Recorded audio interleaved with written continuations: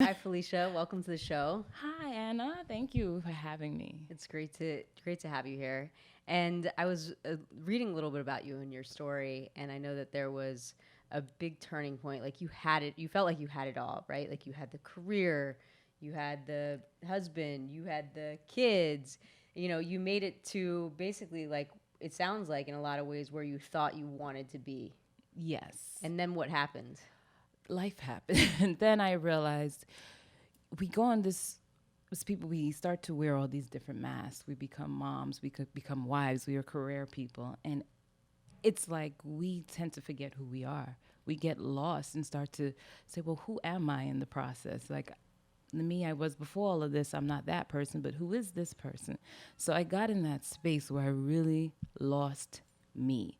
And when you're in that space, or when I was in that space, I tend to make choices that were more who I thought I was. So instead of like dealing with whatever was bothering me in the moment, I decided to not.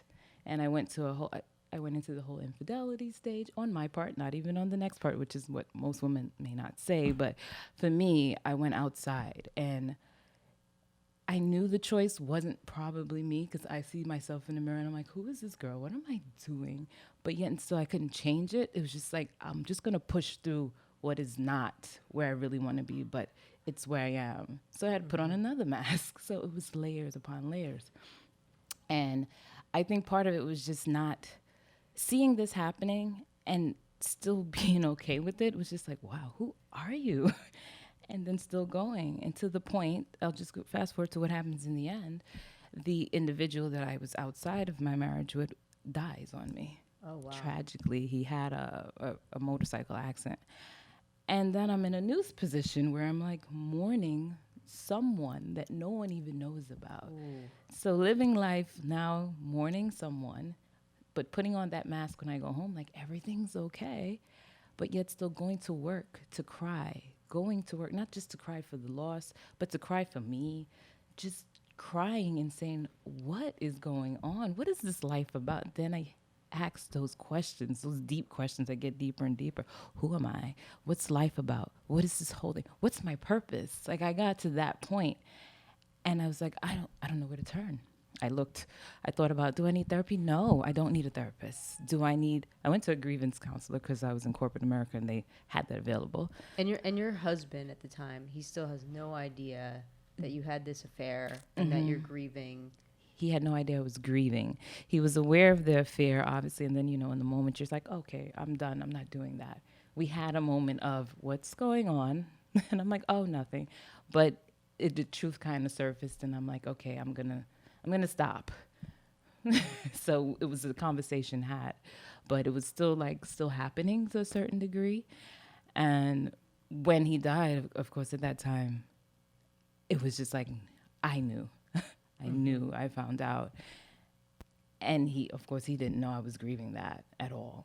At So all. you were entirely alone in this process. Alone. My soul, I died. It's like I died in that moment because I was just like, that's it. That's it. I think everything within me shut down and I had no idea what to do next. I remember even telling my son, he's at the time he was four, no, he was three, that mommy's heart is hurting. And he used to say, oh, mommy, your heart hurts. And like a day later, he asked me, is your heart better? It was just like, no. But it was just that space was something I could not really understand. And then I had all these moments where, when someone passes, people say they feel things, they know things are happening. I was getting it all. And I've never had that before. Like the lights, the clock freezing at times. I'm like, this person's trying to give me a message. I don't know what it is. I'm like, what is it I'm supposed to do now? And then I would do search on the internet. Where do people go when they die? What happens next? I literally was searching and searching till I found answers from a medium actually who deals with this all the time. And when I found her, my screen froze. You ever with items, when you buy items or certain items pop up on your phone, an item that he owned popped up on my phone and it froze on the page with the medium. I'm like, are you telling me to see this medium?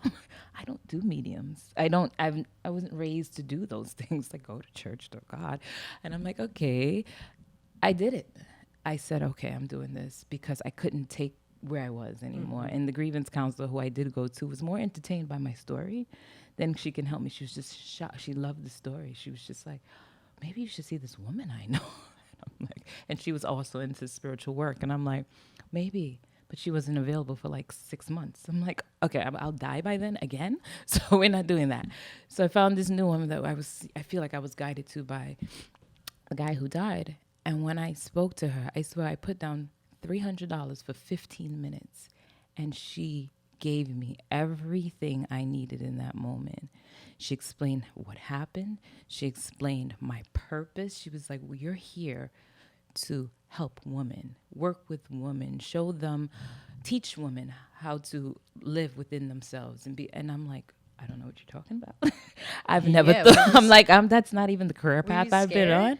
No, I was just very, you were open. I was open. I think when my soul, I say, died at that time, it was like it was a rebirth happening for me. And I was open to receive everything.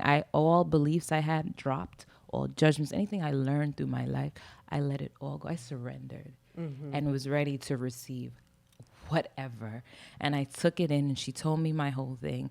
And I'm like, okay, course with women, I don't see this. I don't even know where it's coming from. And I said, well, what was his purpose in my life? She said, to inspire you. And I said, holy moly. Because even the time how he came into my life was very awkward. It was like I knew him. And I didn't understand, like, what is this connection? And it was like I knew him for a long time. It was an immediate connection. I'm not saying it was a sexual. It was none of that. It was just like, this is a home space. You and I are home. And we didn't get it, but it was just, I don't know what it is. And then fast forward and seeing how everything evolved and where we became, how it turned out to where I was. I'm like, oh my God, you were here to awaken me. Like, when I talk about soul work and spiritual work, we're human beings having we're spiritual beings, I'm going to be correct, having a human experience.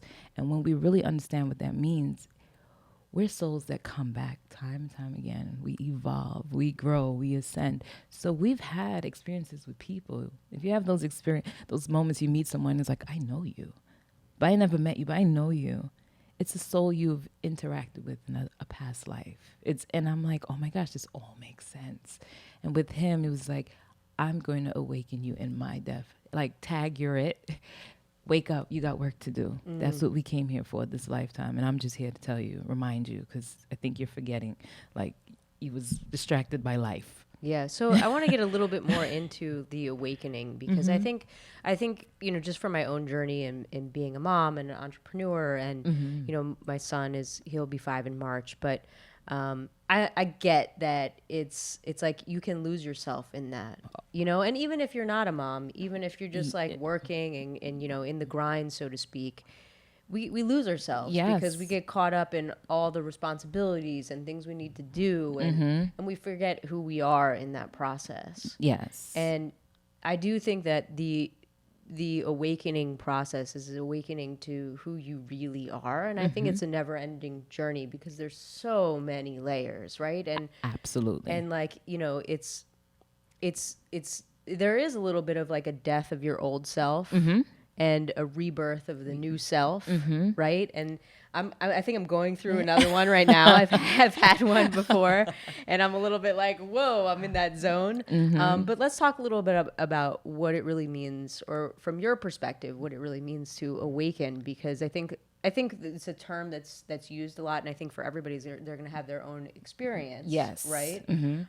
But it's like what no longer works for you, like you realize that just doesn't work anymore to some extent. So I'd love to hear from you. Right. Because like you said, as spiritual beings, we have to understand that we're here to evolve. And in order to evolve, we go through those steps. Our soul, dies, it awakens, it dies, it awakens. And each time we hit those moments, we grow tremendously. Like, you never walk away from that and say, I didn't grow from that. You might in the moment think you'll never grow, but you've grown so tremendously. And we do it. We're like, I look at the soul as a cycle. We're like children raising ourselves. We're a mother to ourselves. We're a child growing. So we have to always remember that and treat ourselves in that way. We tend to forget and we treat ourselves so bad with that negative talk we have. Oh, I'm such a fool. I messed up. No, you're raising you. So raise yourself how you would raise your own child if you can't really understand it or relate to it. Like, would you tell your child, did you mess up today? What an idiot. No, you wouldn't. So why are you telling yourself that? You're a growing soul. And most of us are still babies. There's levels of this ascension, so to speak. And we do it time and time again, lifetime after lifetime, until we finally get to the place where we have mastered ourselves. And that's what I call like self mastery, life mastery, and understanding that these things are meant to happen to grow us. We can't say, oh, can I just be happy and nothing ever? No, this it's how do you get through it though? It's understanding it's gonna come and how am I gonna ease through this and how am I gonna get better at dealing with it or just take the I call them people call them struggles. I call them it's growth opportunities. Every time you get in these spaces, it's a growth opportunity. Be ready to embrace it. But you can ease through it. We don't all have to always completely die. Because once you start to become self-aware and conscious, we know what's coming. Okay, there's something I'm about to learn from this. I'm already embracing myself, and I'm going to be more conscious of what's going on right here. I love how you so beautifully said that we're raising ourselves. Yes.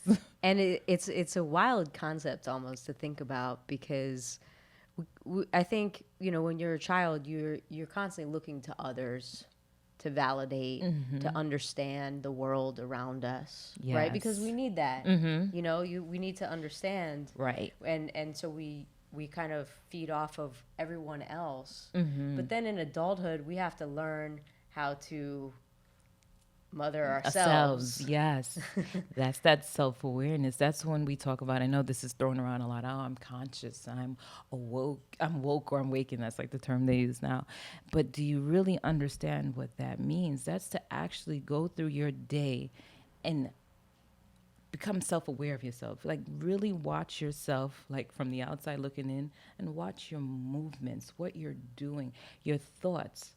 Because, the term ego is what it is. We become, ego is not who we are, but we start to live in that space. And I call that lower vibration. And we're living in the ego, the person we created, that avatar, I like to call it, that we created based on our past experiences, based on our hurts, based on everything we went through. We created this thing and we said it's us. And then we know as we're going through life, that's not me, but I'm doing this anyway. And you feel a disconnection, but you're going through it. And you're like, what is that? It's because we don't stop and say, wait, that's my ego, but that's not my higher self. How do I and when you start the awakening, when your soul dies, you get to that point where you realize there's two different things going on. You might not identify it as ego and my higher self, but you're like really self-evaluating you and saying, okay. And you have self-talk in your head sometimes, and you're like telling yourself, you say, oh my gosh, such an idiot. And you're like, why would I say that about myself? I'm not an idiot. Ego would hold on to anything. You know, ego, ego, everyone's got one. We all have one. And we let it take over us. And we have to recognize, is it you talking, your higher self, or is it my ego? Ego doesn't care if it's good or bad. It just wants to be validated. It wants to be right. And it doesn't care if it keeps you there. I want to survive. And we feel it. We feel it with emotions. So were you able to understand the distinction, because this was part of my experience too, between your ego and your higher self, right? And you almost have like this other voice coming in, like, you know, like maybe you're stressed out about something, but then you hear this other voice like, it's going to be all right. Like, just keep going. Like, yeah, I didn't know the distinction. Like I felt it when that happened, all of a sudden my higher self came in and strong. That's when you decided, say that happened, when the incident happened, when my soul died, my awakening moment, when he passed away, and I'm like, everything just dropped, and I surrendered. I pretty much opened up my heart. I opened up everything to just guide me. In that moment, I realized this is me now. This is my higher self, and I'm going to move through this. I'm going to follow the intuition. We get it when we're in our lower self. We tend to ignore the intuition, those parts. But when you're awakening and you're in that space and you're like, and I'm following all the things that my old belief system would have not allowed me to do. And that's the ego part of me that created that person. I'm like, mediums, and then I went on to going from a medium to at that time a shaman. If I don't know who's familiar or not familiar with shamans, but they work with spiritual work. They're all about we're one with the earth and we're one. It goes deeper than that, so I'm kind of not giving them the credit deserved. But the shamanism, even that, I would have never done. But my sister at the time was doing it, and she used to talk to me about it, and I would just blank her out, like, okay, we don't do that. And I never really, because I had my belief system, so I wasn't even able to receive something that she was actually giving me. That was probably a gift that I needed. But in that moment, I seeked her out, and I said, "You remember that guy who was telling me I need him?" From there, my whole life changed. Like, I worked with him one-on-one for 3 months, and as he puts it, you fast-tracked. I've never seen anybody come into their space the way you did. In what way? Like, what happened? Meaning, well, actually, stuff I would think will happen on TV. Like, we'd have our meditation sessions, because it was about doing meditation, going within, opening your heart, and we went deep.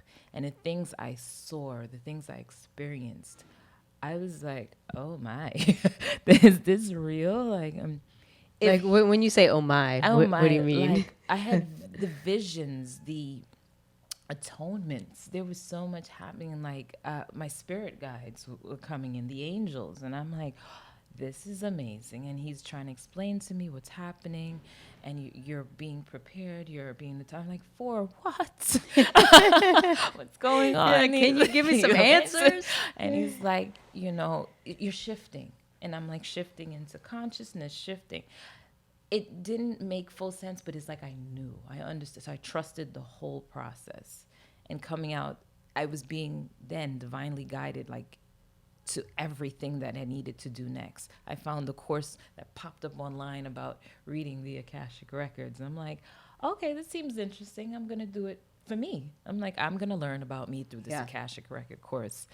And I did. I learned a lot about consciousness. So I learned a whole bunch. I was like, oh man, this is deep. Like, sometimes I had to sit down and I'm like, you're going deeper than my mind is ready to take. But I was able to receive it.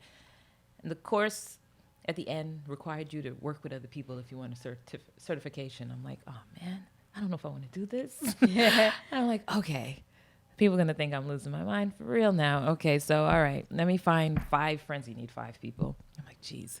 So I told my husband, let me use your friends, because I know my friends, and I'm not going to feel like if I do this works, I'm going to feel like I'm just reading them. I like the resistance here. Like, it wasn't like, I'm doing this. No, it was like, okay, but I'm going to do it. And then it started. And actually, my shaman at the time said, read me. I'm like, how do I read someone who knows? To me, like, you read. This is what you do. You've been doing it for years. He was like, read me. The pressure was on. I did his reading. I took my time. I did it. He was so blown away by it. He said, I have clients for you. I'm like, real clients? He's like, yeah, charge them. I'm like, are you serious? He said, no, you're amazing. You're great. Do it. And I'm like, and the sweat's coming now. And I'm like, all right. But then I practiced with my other 4 people, and it gave me that validation, because they were even like, oh my God, how do you know these things? But I'm like, the connection. I'm like, this is what I'm here to do. I figured out what my purpose in that moment was. And I'm like, that's it. So I took on the paying clients. I did those all for free just because it was to get my certification. Amazing. Done. Did the paying clients. They're still with me today.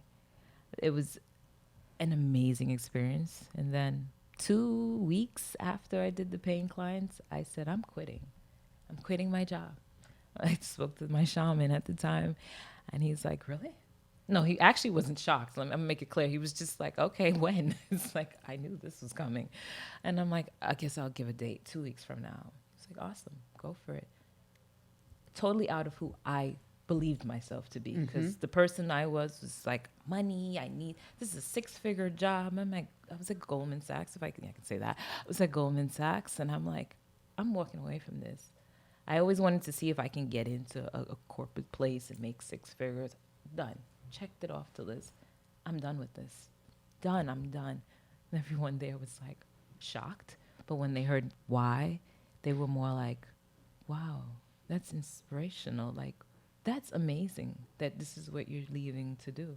I said, yeah, the day I come back, it's probably have a talk for you guys. Like, you know, Goldman Sachs has a lot of speakers that come. I'll be speaking the next time you guys see me here, is what I said.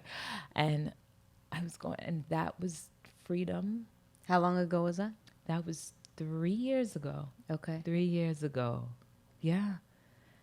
That fast. Like my life went on a fast track. And I'm like, from there, decided I'm opening up a business. I came up with Sacred Soul, and that's when Sacred Soul was actually born. And I'm like, that's it. I'm doing, started with these one-on-one Sacred Soul, I call them Sacred Soul Reconnection readings. So I was reconnecting people with their soul. These readings was, Like, what do you do when you do a reading?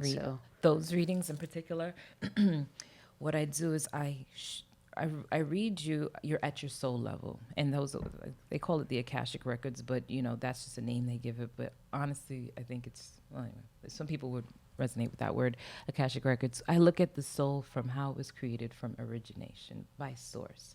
So I'm able to share with you who you are, the person you forgot that you were. I'll say, these are your gifts. This is what you're here for. This is the energy you carry. And what is amazing is when I talk to them about it, they're like, oh my God, that is me. I said, so why are you not, I don't know, I let this go. That is what I used to love to do, or that is where I should be. And a lot of them are already on their path. They're like in a career that's in alignment with their energy. Like some people are great communicators. I'm like, you should be, or salespeople. So you can sell anything. Do you know you're really good in sales because of, so I kind of put it into life. Like I'm reading your soul, but I'm putting it together with this lifetime, like now, how you can integrate it into your day to day. Okay, so I wanna ask this question because I'm also thinking about a listener out there who's listening to this, and they're like, well, okay, like what is like okay, maybe I know sort of, because I often say that, you know, a lot of our gifts come so naturally to us that it's hard for us to actually recognize that they're a gift. Yes. Right? Because we see the world through how we are. And so we think, oh, maybe that everybody is like this, or this is no big deal. We tend to, you know, kind of minimize, so to speak, things that come naturally to us. Yes. Right? Or not pay attention to them. We pay attention to the problems and the hard stuff, not the good stuff. You got right? Exactly. So when somebody's like, okay, I want to know more about like how to discover like my soul's purpose or my gift, like from your perspective and your training, how might they go inward to really shine more light so they can bring more life force to it? A good way, very good question, by the way. What I always start with, even when people who don't even do the reconnection, it's about starting your day with going within. The first thing you should do, I mean, meditation, I think, is something everyone should do. And it's not, let me take some time. No. When you wake up in the morning, before your consciousness really kicks in, or before you start to think about your phone and everything, you have that window to just go within yourself and be there and start your day. And that's that self-awareness. You get there and you're like, okay. Because you really don't, as you wake up, have a real feeling unless you had a dream. But then you analyze that, and then you go within yourself. And it's something we should practice daily, because it's the start of self-awareness. And then you start to bring it into everything. I woke up, what did I feel in that one moment? Why did I feel that? Like the moment my husband went and brushed his teeth instead of giving me a kiss or something like that, why did I feel a certain way? You're self-aware, address it. We have to start addressing things instead of just taking it and going inside ourselves. Paying attention. Yeah, pay attention to you. Just like I said, when you like how you raise a child, you actually watch your child. You pay attention. You start to pick up on their emotion. Do the same thing with yourself. It's like pay attention. Say, oh, I know what I'm feeling in this moment, and then actually have a conversation with yourself. Why? Is it me? Is it like my ego wanting to be fed? I'm just looking for attention. We don't need to look for nothing outside of ourselves, because we already have it within ourselves. And we tend to look for ourselves in other people, other things, everything physical. And that's all part of the human experience, because we're dealing with the mind, the body, and then the soul and spirit kind of thing. And we focus on just the physical, the mind and the body, things we can see. We get so distracted. It's human. by the physical, and ego loves to attach to everything physical because it's so tangible. They love it. But we have to remember that other aspect that we completely forget, and that's the soul. And when we can remember that part, we create harmony. And that's part of self-mastery, bringing those elements together equally. And people, we just have to work on that. It doesn't happen overnight. Yeah. It's paying attention to our inner world, asking questions, right? Like, why do I feel this way? Yes. You know, sometimes that means being present. Yeah. Within you. A lot of people say, "Oh, I'm learning to be present. I'm here," and they're looking outside. I'm present. I'm seeing the door. I'm seeing this. That's not exactly all the time what being present is. What about here? What triggered you when that happened? What are you feeling? So it's a slow process. Like I wanted. That's why I was thinking to do a movement actually for this, so people can make this a part of their day-to-day life. Yeah. Like. So I got to ask this question because it's kind of, I'm like, what happened with you and your husband? I mean, he knew that like you had this affair. Yes. You know, you had a huge shift also in who you are. Yes. Right. You became more of you, right? And you let go of a 6-figure career that maybe he was like, I don't want you to do that. Like, what happened? Actually, shockingly, well, I wouldn't say shocking, but he's always known me to. That was one of my gifts or my traits, and that was, I'm always, when I'm going to do something, I do it. I've put my focus on it, and it's going to happen. I'm like, no worries. If I'm going to walk away from this, she must really be sure, because she needs that security. She relates money and to security. That was me. And I'm like, no, when you follow your gifts, because I knew what mine was after doing this work in what I'm capable of. When you step into your true self, everything else is going to come naturally. Abundance comes in all ways, whether it's finances, whether it's love, it comes, and we don't realize that. So I'm like, I strongly believe that from going through the experience. I'm like, we will never be without, because everything we already have. So I shared that with him, and he just trusted the process. He said, I trust this. And I was at this new space of consciousness that I was able to talk about everything. When the beginning of the journey happened, I was able to sit down and tell him how sorry I was. And I said it with my whole heart. And he felt that. The thing is, when we become our true selves, it starts this energy that touches everyone around us, to the point that they're able to, their lights start to go on, and they're like, oh my gosh, I see you now. And I'm like, I wasn't in the right place then. And he was like, he even said it. He said, you were like a whole different person. I didn't even recognize you then, but I realized it was bigger than you. He said that to me. Wow. And I'm like, it's something you couldn't control. Or he couldn't even probably get through to you. Right. Yeah. He couldn't. He was like, I see it now. So me stepping into this consciousness, something called collective consciousness. Now he's now being able to tap into that too. Energy is an amazing thing, by the way. So when you start to change your mental and your thoughts, and you're tapping into your higher level of energy, you're making it available to those really close to you. All of a sudden, your husband's shifting. Your children are looking extra enlightened. So I'm like, it's the most beautiful thing. But you see that also on the negative side. When everybody's angry and there's a lot of turmoil in the house, the kids are angry. The whole house is like, the energy is different. Just one person could change it, for good or for bad. One person. And then when I was in that space for that year, my house wasn't as nice. And I was the one person who was taking away from it. It was a lot of angry moments. There was a lot of sad moments. My kids were just a mess. But I didn't really realize the different energy that was going on then. Yeah. And I look back and I'm like, wow. And now I see it now. Beautiful. So your husband, it sounds like, also really, I don't want to say he forgave you, but he really saw you and understood, which probably helped with the forgiveness. Yes. I felt like he forgave me before I forgave myself. I would honestly say that. I'm like, it actually took to this year for me to tell him, I said I'm going to have to share my story. Yeah. Because to do this work, I have to share my story. It's the only way I can connect to people. And he was like, go for it. Meanwhile, he's saying go for it. In my head, I'm like, huh? So I'm like, wait. I'm saying it, but am I really ready for this? And it took a little time. And when I say a little time, really was little time, about a week. And I said, he's really okay.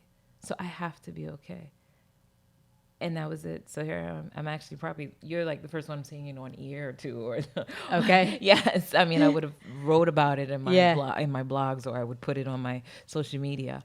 But this is like it, like the full conversation of it. And I'm like, it's also freeing. People have to realize to heal, you have to tell your story. Yeah. You have to. Because otherwise you're still doing that lower vibrational thing, sweeping it under the carpet. Then it'll come and get you from the side. I'm like, we can't do that. Yeah. I one of the first books that was spiritually awakening for me was The Seat of the Soul by Gary Zukov.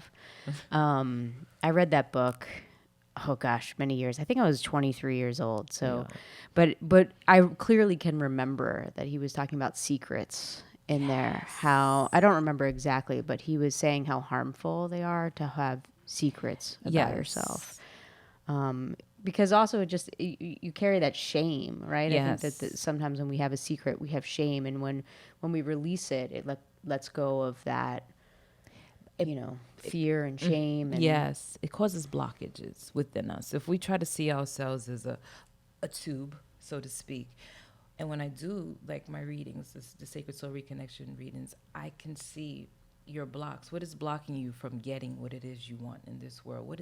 And a lot of times some people will have the blockage of shame. Is it like an image that you see? Just curious. Yeah, I do. I get images, or I just, I try to explain to myself sometimes, or I just get like how things come to you intuitively, like go to that store or go pick up your phone. That's how it would come to me. And I would ask questions and I would receive the answers. When I'm in the presence of someone like yourself, I'm like, what is she seeing about me? Everyone asks that. The funny thing I'm like, all right. So what are you starting to see? There's some things that are on surface that everyone can see. You know, you can read people's energy. You do it all the time. You're like, okay, this person I'm not going to be next to, or this person I feel okay. Mm-hmm. So those are the normal things. Going as deep as I do when I do readings, I need your permission. I am never, because I don't believe I'll get anything accurate by going deep within you. And it's not, there's certain protocols you just should follow. That's one. I will always just, it's like, I'm not going to trust that. Why am I prying? And so I pick up what's already on the surface. We all have surface stuff that anyone can tap into. Right. But once you say, I want to work with you, now you have given me full permission. It's game on. We're in there. Yeah.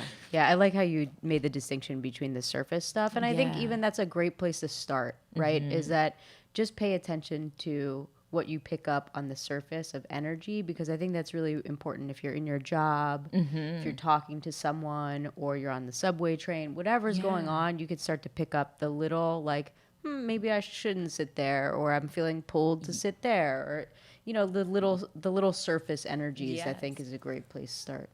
Which is also a good point, only because I realize we do it, but we're not conscious of it. Right. And then when we have conversations, they'll say, oh, yeah, I do that. Or people will tell me things that they've been saying for years that came from their higher self. And not till they have like a session, they will put it together and say, oh, my gosh, you shared something with me. And I used to say, I'm an angry person because of something. And I'm probably a very bad example, but something they would say all the time, it was something that came from their higher self. And they never connected it to their life until like a session we have. And they're like, I said, your higher self is always trying to get through. It's always trying to tap you. It's not like ego. Ego will be like punching you on your side, do this. But when your higher self speaks, it's a gentle touch, a tap, a whisper. And you just got to be there to hear it.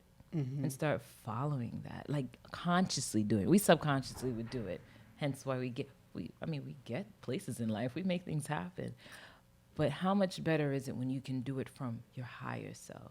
Being tuned in. You're being tuned in. Yeah. You can act. Then you know exactly what you want. Like I made choices, but they weren't the best ones when I was in my lower vibration. But you Yeah. start to make the choices that are in alignment with you. Mm-hmm. It's a difference, you know? Yeah. And it Yeah. makes sense. What's the best advice you've ever been given? The best advice I've ever been given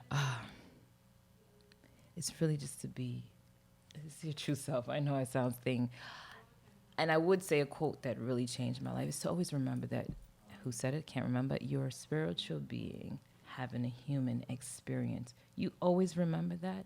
You will remember to put all three together, your mind, your body, spirit, and soul. We have to stop forgetting our soul. Tell us more about how we can get in touch with you. Yes, you can get in touch with me several ways. My social media for Instagram is sacred_soul. Sacred spelled with a K, SAKRED_soul. On Facebook, I am under my name, Felicia Hinds Patrik. And what else do I have? My Twitter handle is the same as sacred_soul. Thank you so much. Thank you so much, Anna.